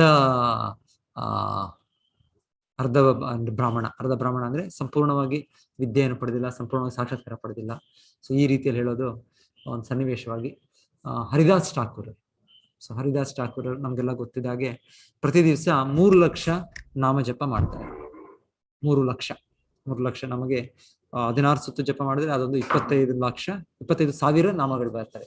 ಸೊ 3 ಲಕ್ಷ ಅಂದ್ರೆ ಆಲ್ಮೋಸ್ಟ್ 200 ಸುತ್ತು, 192 ಸುತ್ತು ಎಷ್ಟೋ ಬರುತ್ತೆ. ಅದು ದಿವಸಕ್ಕೆ ಅವರ ಜಪ, ನಾಮ ಜಪ. ಸೊ ಶುದ್ಧ ಭಕ್ತರು ಅಷ್ಟ ರುಚಿ ಇರ್ತಾ ಇತ್ತು. ಪ್ರತಿ ದಿವಸ ಭಗವಂತ ನಾಮವನ್ನು ಅವರು ಸತತವಾಗಿ ಹೇಳ್ತಾ ಇದ್ರು. ಸೊ ಅದ್ವೈತಾಚಾರ್ಯರು ಶಾಂತಿಪುರದಲ್ಲಿ ನೆಲೆಸಿದ್ದಾಗ ಇವರು ಅಲ್ಲಿ ಬರ್ತಾರೆ. ಇವರಲ್ಲಿ ಬಂದಾಗ ಇವರು ಪ್ರತಿನಿತ್ಯ ಅವರಿಗೆ ಪ್ರಸಾದವನ್ನು ಅರ್ಪಣೆ ಮಾಡೋದು. ಹರಿದಾಸ್ ಠಾಕೂರರು ಸನ್ಯಾಸಿ ಅವರು ಏಕಾಂತವಾಗಿ ಇರ್ತಾ ಇದ್ರು. ಎಲ್ಲೋ ಗುಹೆಯಲ್ಲಿ ಇದ್ದುಕೊಂಡು ಅವರು ಭಕ್ತಿ ಕಾರ್ಯಗಳನ್ನು ಮಾಡ್ತಾ ಇದ್ರು ಅವರು. ಸೊ ಹೀಗೆ ಪ್ರತಿ ದಿವಸ ಅದ್ವೈತಾಚಾರ್ಯರು ಬಂದು ಅವರಿಗೆ ಆಹಾರ ಕೊಡೋದು. ಅದ್ವೈತಾಚಾರ್ಯರಾದರೂ ಅವರು ಅಲ್ಲಿರೋ ಬ್ರಾಹ್ಮಣ ಸಮಾಜದಲ್ಲಿ ಮುಖಂಡರು, ತುಂಬಾ ಗೌರವಾನ್ವಿತರಾದವರು. ಇವರು ನೋಡಿದ್ರೆ ಹರಿದಾಸ್ ಠಾಕೂರರು ಹುಟ್ಟದ್ದು ಒಂದು ಮ್ಲೇಚ್ಛ ಏನಂದ್ರೆ ಒಂದು ಮಹಮ್ಮದೀಯ ಕುಟುಂಬದಲ್ಲಿ ಹುಟ್ಟದ್ದವರು. ಸೊ ಹರಿದಾಸ್ ಠಾಕೂರ್ ಹೇಳ್ತಾರೆ, ನನಗೆ ಯಾಕೆ ನೀವು ತಂದು ಕೊಡ್ತಾ ಇದ್ದೀರಾ ಆಹಾರವನ್ನು? ಎಷ್ಟೋ ಜನ ಇದ್ದಾರೆ ಗೌರವಾನ್ವಿತ ವ್ಯಕ್ತಿಗಳು. ಸೊ ಅವರೆಲ್ಲ ಏನಂತ ಹೇಳ್ತಾರೆ, ನಾನೊಬ್ಬ ಕೀಳು ಜನ್ಮದ ವ್ಯಕ್ತಿ, ಸೊ ಇದು ಸರಿಯಲ್ಲ. ಸೊ ಕೊನೆಗೆ ಇನ್ನೊಂದು ದಿವಸ ಅವರು ಅವರ ತಂದೆಯ ಶ್ರಾದ್ದ ಕಾರ್ಯಕ್ರಮ ಇರುತ್ತೆ. ಅದರ ಮೊದಲ ಆಹಾರ ಕೂಡ ಇವರು ಕೊಡ್ತಾರೆ. ಅದು ಕೂಡ ಶ್ರಾದ್ದ ಪಾತ್ರ ಅಂತ ಇರ್ತಾರೆ. ಅದು ವಿಶೇಷವಾಗಿ ಬ್ರಾಹ್ಮಣರಿಗೆ ಕರೆದು ಆಹಾರವನ್ನು ಕೊಡುವಂಥದ್ದು. ಬ್ರಾಹ್ಮಣರಂದ್ರೆ ಯಾರು ಈ ತರ ಪರಿಣತಿ ಹೊಂದಿದ್ದಾರೆ, ಸತ್ವಗುಣದಲ್ಲಿದ್ದಾರೆ ಅಂತ ಅವರು ಕೊಡೋದಂಥದ್ದು. ಸೊ ಅವಾಗಲೂ ಕೂಡ ಹರಿದಾಸ್ ಠಾಕೂರ್ ಹೇಳ್ತಾರೆ, ಇದು ಸರಿಯಲ್ಲ, ಇದು ಏನ್ ಹೇಳ್ತಾರೆ, ನಿಮ್ಮ ಸಮಾಜ ಏನ್ ಹೇಳುತ್ತೆ? ಸೊ ಇವ್ರು ಹೇಳ್ತಾರೆ, ಇಲ್ಲ, ನಿನ್ನನ್ನು ತಿನ್ನಿಸೋದು ಒಂದೇ, ಲಕ್ಷಾಂತರ ಕೋಟಿ ಅಂತರ ಬ್ರಾಹ್ಮಣನ್ನು ತಿನ್ನಿಸೋದು ಒಂದೇ. ಯಾಕಂದ್ರೆ ನೀನು ಶುದ್ಧ ಭಕ್ತನೇ. ಶುದ್ಧ ಭಕ್ತರ ಸ್ಥಾನ ಹಾಗೆ. ಶುದ್ಧ ಭಕ್ತರು ಅಂದ್ರೆ ಅವ್ರಿಗೆ ಯಾರು ಕೂಡ ಭೌತಿಕವಾಗಿ ಸಮವಾಗೋದಿಲ್ಲ. ಯಾಕಂದ್ರೆ ಇನ್ನ ಬ್ರಾಹ್ಮಣನಾದ್ರೂ ಕೂಡ ಇನ್ನ ಭೌತಿಕ ಜಗತ್ತಿನಲ್ಲೇ ಸತ್ವಗುಣದಲ್ಲಿದ್ದಾನೆ. ಶುದ್ಧ ಭಕ್ತನಂದ್ರೆ ಆಲ್ರೆಡಿ ಅವರು ಮುಕ್ತ ಪುರುಷನಾಗಿ ಸೊ ವೈಷ್ಣವ ಶುದ್ಧ ಭಕ್ತ. ಸೊ ಆ ಸ್ಥಿತಿಯಲ್ಲಿ ಆಚಾರ್ಯರೆಲ್ಲ ಆ ಸ್ಥಿತಿಯಲ್ಲಿ ಇದ್ದಾರೆ. ಸೊ ಅಂತವರದು ಹೋಲಿಕೆ ಮಾಡಕ್ಕಾಗಲ್ಲ. ಸೊ ನಿನ್ನನ್ನು ತಿನ್ನಿಸೋದು ಒಂದೇ, ಲಕ್ಷಾಂತರ ಬ್ರಾಹ್ಮಣರು, ಸತ್ವಗುಣರಿರೋ ಬ್ರಾಹ್ಮಣ ಅವರು ತಿನ್ನಿಸೋದು ಒಂದೇ ಅಂತ ಅವರು ಅದಕ್ಕೆ ಶಾಸ್ತ್ರೋಕ್ತ ಇದು ಕೂಡ ಕೊಡ್ತಾರೆ.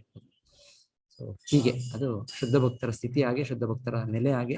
ಸೊ ಅವರ ಒಂದು ಸಂಘ ಅದಕ್ಕೆ ಅಷ್ಟು ಬೆಲೆ ಇದೆ. ಇಷ್ಟು ಬೆಲೆ ಇಲ್ಲಿ ಹೇಳ್ತಾ ಇರೋದಿಲ್ಲಿ ಗ್ಯಾರಂಟಿ. ಪ್ರಭುಪಾದರು ಹೇಳ್ತಾರೆ, ಶುದ್ಧ ಭಕ್ತನೊಬ್ಬನ ಸಹವಾಸದಲ್ಲಿ ಕಳೆದ ಕ್ಷಣವು ಮೂಲ ನೆಲೆಗೆ ಹಿಂದಿರುಗುವ ಮತ್ತು ದೇವೋತ್ತಮನೊಂದಿಗೆ ಸೇರುವ ಶಾಶ್ವತ ಜೀವನದ ಪರಿಪೂರ್ಣ ಆಶ್ವಾಸನೆ ಆಗಿದೆ. ಸೊ ಪ್ರಭುಪಾದರು ಅದಕ್ಕೆ ಹೇಳ್ತಾ ಇದ್ರು, ಇದನ್ನು ಯಾರಾದರೂ ಒಂದು ಪುಟ ಓದಿದರೆ, ಅವ್ರು ಬರೆದ ಈ ಗ್ರಂಥಗಳು ಭಾಗವತ, ಒಂದು ಅಧ್ಯಾಯ, ಒಂದು ಪುಟ, ಒಂದು ಲೈನ್ ಓದಿದ್ರು ಸರಿಯಾಗಿ ಅವರ ಜೀವನ ಬದಲಾಗುತ್ತೆ ಅಂತ ಆಚಾರ್ಯರು ಹೇಳೋ ಮಾತುಗಳು.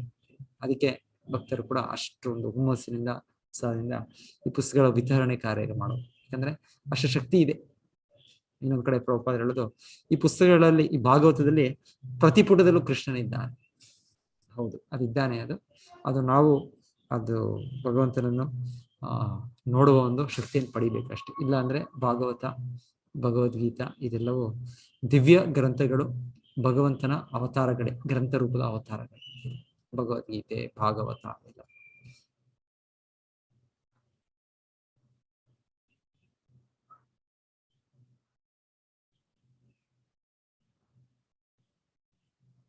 ಇದೆ ಶ್ಲೋಕ ಇನ್ನೊಂದು ಓದೋಣ, ಅದು ತುಂಬಾ ಚೆನ್ನಾಗಿದೆ ಶ್ಲೋಕ.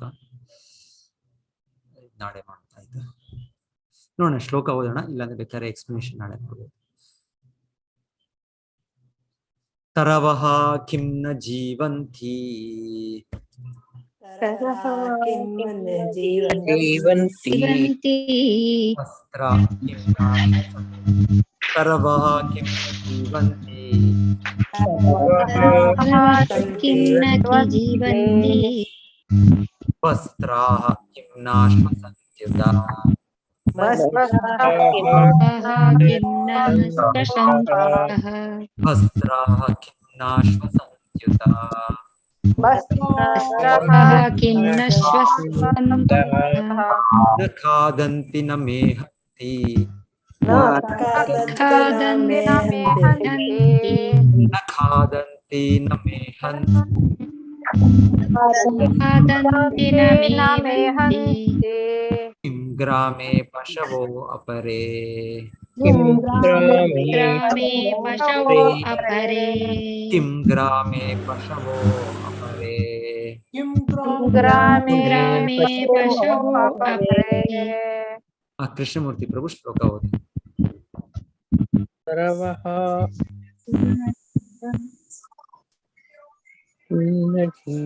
हरे कृष्ण प्रभु जी। तरह किं न जीवन्ति वस्त्रा किं न श्वसन्त्युत न खादन्ति मेहन्ति किं ग्रामे पशवो परे। हरे कृष्ण प्रभु जी, नमस्ते। हरे कृष्ण। शिव प्रकाश संपिगे प्रभु जी ओदी। तरह किं न जीवन्ति वस्त्राः किं न श्वसन्त्युत न खादन्ति न मेहन्ति किं ग्रामे पशवो अपरे। सत्यनारायण प्रभु ನೀವು ಓದಿ.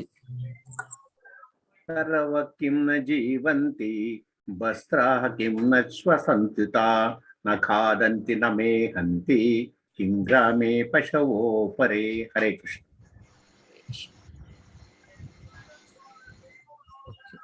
ಶ್ರೀಧರ್ ಭಟ್ ಪ್ರಭುಜಿ ಓದಿ ಪದ ಪದಾರ್ಥ ಮತ್ತೆ ಅನುವಾದ.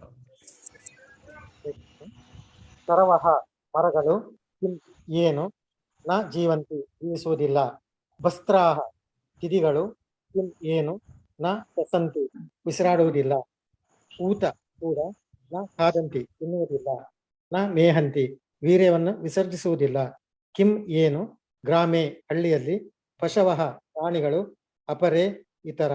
ಅನುವಾದ: ಮರಗಳು ಜೀವಿಸುವುದಿಲ್ಲವೇ, ಕಮ್ಮಾರನ ತಿದಿಗಳು ಉಸಿರಾಡುವುದಿಲ್ಲವೇ, ನಮ್ಮ ಸುತ್ತಲೂ ಪ್ರಾಣಿಗಳು ಆಹಾರವನ್ನು ತಿಂದು ವೀರ್ಯ ವಿಸರ್ಜನೆ ಮಾಡುವುದಿಲ್ಲವೇ.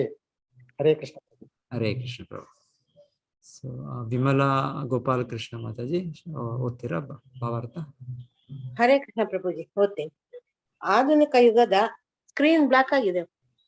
ಆಧುನಿಕ ಯುಗದ ಭೌತವಾದಿ ಮಾನವರು ಜೀವನ ಅಥವಾ ಅದರ ಭಾಗವು ದೇವತಾ ಶಾಸ್ತ್ರ ಅಥವಾ ಬ್ರಹ್ಮವಿದ್ಯೆಯ ವಾದ ವಿವಾದಗಳಿಗಾಗಿ ಇರುವುದಿಲ್ಲವೆಂದು ವಾದ ಮಾಡುತ್ತಾರೆ. ಜೀವನದ ಅತ್ಯಧಿಕ ಸಮಯವು ಆಹಾರ, ಮದ್ಯಪಾನ, ಮೈಥುನ ಮತ್ತು ಭೋಗೋಲ್ಲಾಸಗಳ ಅನುಭವಕ್ಕಾಗಿ ಉದ್ದಿಷ್ಟವಾಗಿದೆ. ಆಧುನಿಕ ಮನುಷ್ಯನು ಭೌತಿಕ ವಿಜ್ಞಾನ ಸಾಧನೆಯಿಂದ ಶಾಶ್ವತವಾಗಿ ಬದುಕ ಬಯಸುತ್ತಾನೆ. ಆಯುಷ್ಯದ ಅವಧಿಯನ್ನು ಹೆಚ್ಚಿಸುವ ಸಲುವಾಗಿ ಅನೇಕ ವಾದಗಳಿವೆ. ಆದರೆ ಶ್ರೀಮದ್ ಭಾಗವತವು ಜೀವನದ ಆರ್ಥಿಕ ಅಭಿವೃದ್ಧಿ ಸಾಧಿಸಲು ಅಥವಾ ಆಹಾರ, ಮೈಥುನ, ಮದ್ಯಪಾನ ಮತ್ತು ಭೋಗಗಳನ್ನೊಳಗೊಂಡ ಚರ್ವಾಕ ದರ್ಶನದಿಂದ ಭೌತಿಕ ವಿಜ್ಞಾನ ಪ್ರಗತಿಯನ್ನು ಸಾಧಿಸಲು ಇಲ್ಲವೆಂದು ದೃಢಪಡಿಸುತ್ತದೆ. ಜೀವನವು ಕೇವಲ ತಪಸ್ಸಿಗಾಗಿ ನಮ್ಮ ಇರುವಿಕೆಯನ್ನು ಶುದ್ಧಗೊಳಿಸುವುದಕ್ಕಾಗಿ ಇದೆ. ಹಾಗೆಯೇ ಮಾಡಿದ ವ್ಯಕ್ತಿಯು ಬಳಿಕ ಶಾಶ್ವತ ಜೀವನವನ್ನು ಪ್ರವೇಶಿಸಬಹುದು. ಭೌತಿಕವಾದಿಗಳು ಜೀವಿತಾವಧಿಯನ್ನು ಸಾಧ್ಯವಿದ್ದಷ್ಟು ದೀರ್ಘವಾಗಿಸಲು ಬಯಸುತ್ತಾರೆ, ಏಕೆಂದರೆ ಅವರಿಗೆ ಮುಂದಿನ ಜೀವನದ ಬಗ್ಗೆ ತಿಳುವಳಿಕೆ ಇಲ್ಲ. ಅವರು ಜೀವಿತದಲ್ಲಿ ಅತ್ಯಧಿಕ ಭೋಗಗಳನ್ನು ಪಡೆಯ ಬಯಸುತ್ತಾರೆ. ಏಕೆಂದರೆ ಅವರು ಮರಣದ ನಂತರ ಜನ್ಮವಿಲ್ಲವೆಂದು ತೀರ್ಮಾನಿಸಿಕೊಂಡಿರುತ್ತಾರೆ. ಜೀವಿಯ ನಿತ್ಯತೆಯನ್ನು ಕುರಿತ ಅಜ್ಞಾನವು ಮತ್ತು ಭೌತಿಕ ಜಗತ್ತಿನಲ್ಲಿ ಆಗುವ ದೇಹ ಬದಲಾವಣೆಯು ಆಧುನಿಕ ಮಾನವ ಸಮಾಜದ ಸ್ವರೂಪದಲ್ಲಿ ಭಾರಿ ಗೊಂದಲ ಉಂಟು ಮಾಡಿದೆ. ತತ್ಪರಿಣಾಮವಾಗಿ ಅನೇಕ ಸಮಸ್ಯೆಗಳುಂಟಾಗಿವೆ. ಇವುಗಳನ್ನು ನಿವಾರಿಸಲು ಆಧುನಿಕ ಮನುಷ್ಯ ನಾನಾ ಯೋಚನೆಗಳು ಬೆಳೆದಿವೆ. ಆದರೆ ಸಮಾಜದ ಸಮಸ್ಯೆಗಳನ್ನು ಪರಿಹರಿಸುವ ಈ ಯೋಜನೆಗಳು ತೊಂದರೆಗಳನ್ನು ಹೆಚ್ಚಿಸಿವೆ ಮಾತ್ರ. ಆಯುಷ್ಯವನ್ನು 100 ವರ್ಷಕ್ಕಿಂತಲೂ ಹೆಚ್ಚಿಸುವುದು ಸಾಧ್ಯವಾಗಬಹುದು. ಆದರೆ ಇದರಿಂದ ಮಾನವ ನಾಗರಿಕತೆಯ ಪ್ರಗತಿ ಆಗಿಯೇ ಇರುವುದೆಂದು ಹೇಳಲಾಗುವುದಿಲ್ಲ. ಕೆಲವು ಮರಗಳು ನೂರಾರು ಸಾವಿರಾರು ವರ್ಷಗಳು ಬದುಕುತ್ತವೆಂದು ಭಾಗವತವು ಹೇಳುತ್ತದೆ. ವೃಂದಾವನದಲ್ಲಿ ಒಂದು ಹುಣಸೆ ಮರವಿದೆ. ಈ ಸ್ಥಳವನ್ನು ಇಂಬ್ಲಿಕರ ಎಂದು ಕರೆಯುತ್ತಾರೆ. ಈ ಮರವು ಶ್ರೀಕೃಷ್ಣನ ಕಾಲದಿಂದ ಇದೆ ಎಂದು ಹೇಳಲಾಗುತ್ತದೆ. ಕಲ್ಕತ್ತಾ ನಗರದ ಸಸ್ಯೋದ್ಯಾನದಲ್ಲಿ ಒಂದು ಆಲದ ಮರವಿದೆ. ಅದು ನೂರಾರು ವರ್ಷಗಳಿಗಿಂತಲೂ ಹಳೆಯದೆಂದು ಹೇಳುತ್ತಾರೆ. ಮೇಲ್ಮಾಡಬೇಕು. ಹರೇ ಕೃಷ್ಣ. ಧನ್ಯವಾದಗಳು ಮಾತಾಜಿ. ಹರೇ ಕೃಷ್ಣ ಪ್ರಭುಜಿ, ಧನ್ಯವಾದಗಳು. ಸುಮತಿ ಮಾತಾಜಿ, ನೀವು ಓದಿ.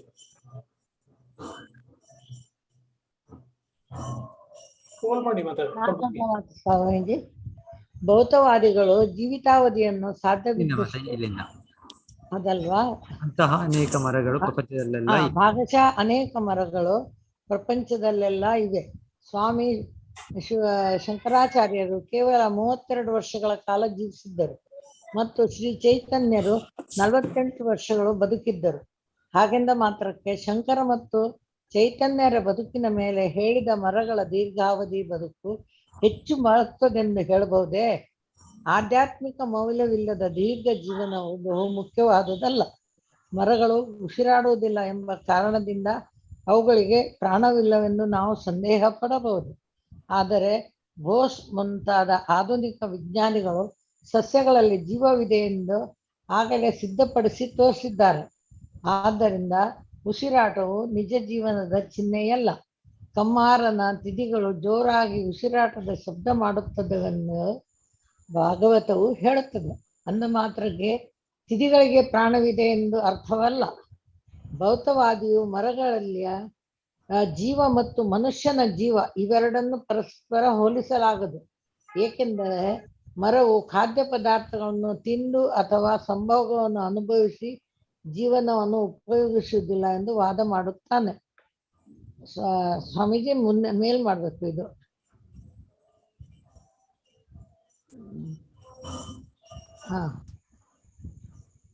ಆಹಾರ, ಉಸಿರಾಟ ಮತ್ತು ಇತರ ಪ್ರಾಣಿಗಳ ವಿಚಾರವಾಗಿ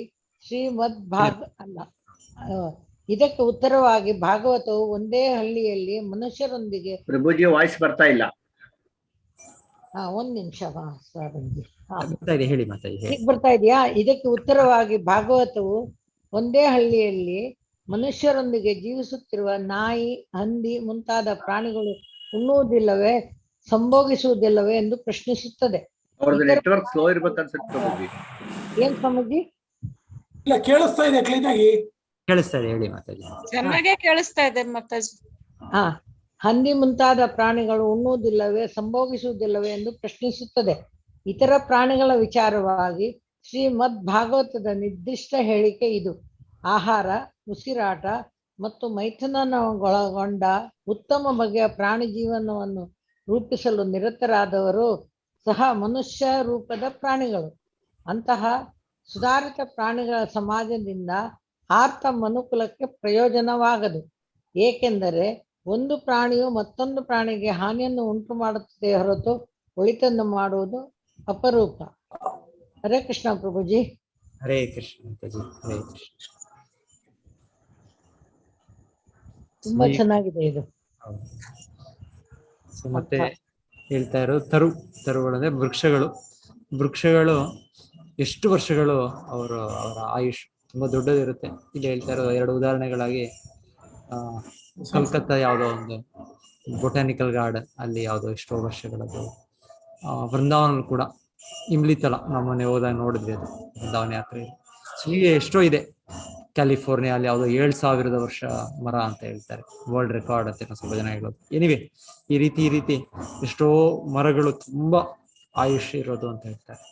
ಆದರೆ ಅಷ್ಟು ದೊಡ್ಡ ಆಯುಷ್ ಇರೋದ್ರಿಂದ ಅದರ ಜೀವನ ಸಾರ್ಥಕ ಆಯ್ತು ಅಂತಲ್ಲ.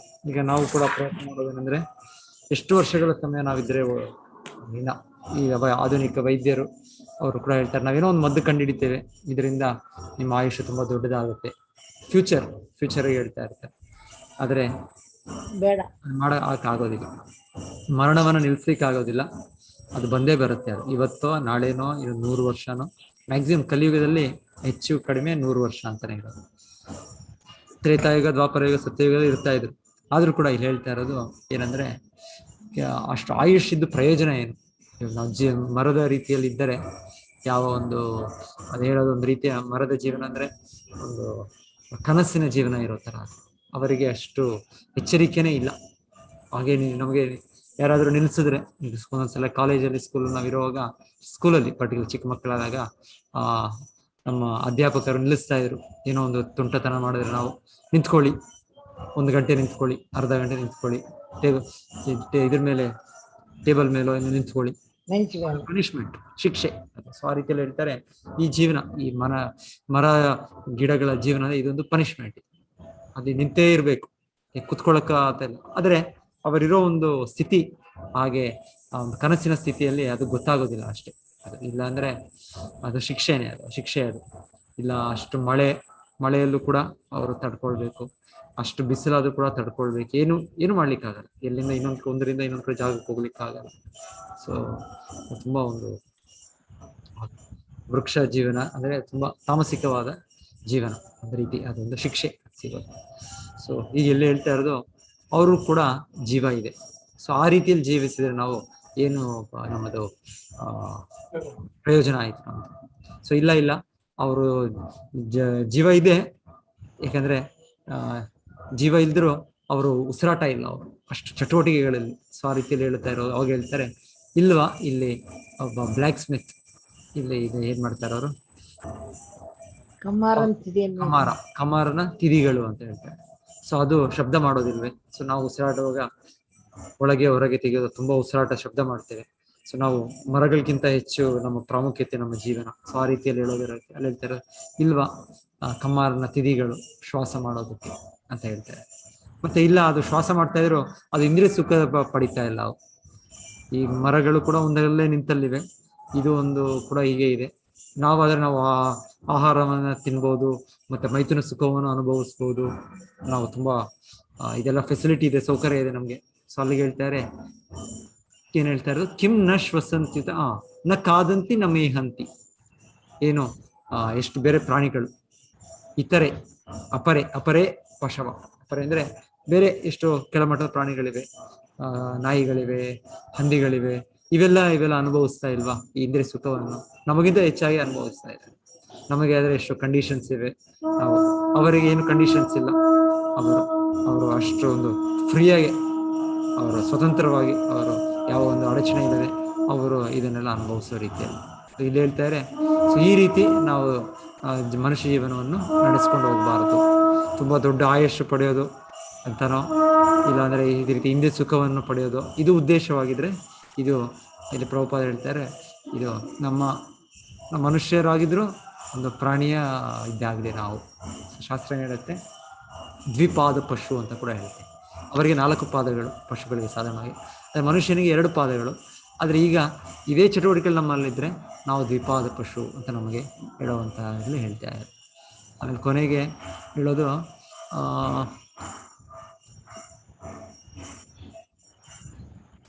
ಒಂದು ಪ್ರಾಣಿ ಅಂತ ಸುಧಾರಿತ ಪ್ರಾಣಿಗಳ ಸಮಾಜದಿಂದ ಆರ್ಥ ಅನುಕೂಲಕ್ಕೆ ಪ್ರಯೋಜನವಾಗದು.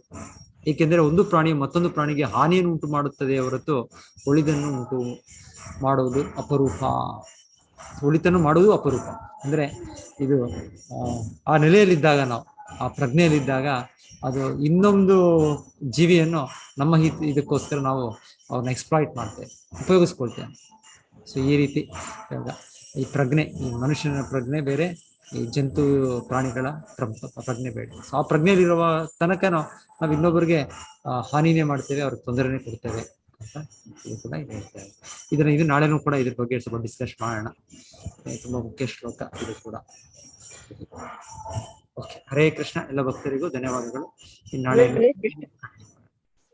ಹರೇ ಕೃಷ್ಣ ಪ್ರಭುಜಿ. ಹರೇ ಕೃಷ್ಣ ಪ್ರಭುಜಿ.